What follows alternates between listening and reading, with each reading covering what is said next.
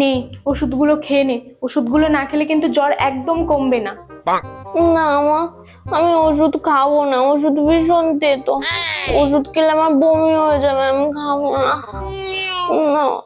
ওষুধ তেতোই হয়, ওষুধ কেউ ভালো লাগার জন্য খায় না। নে তাড়াতাড়ি খেয়ে নে। তোর বাবা এখন কতগুলো টাকা দিয়ে এই ওষুধগুলো কিনে আনলো, আর তুই বলছিস খাবি না? ওষুধ না খেলে তো এইভাবেই বিছানায় পড়ে থাকবি, আর এইভাবেই কি পড়ে থাকার ইচ্ছা আছে, যাতে পড়াশোনা করা না লাগে?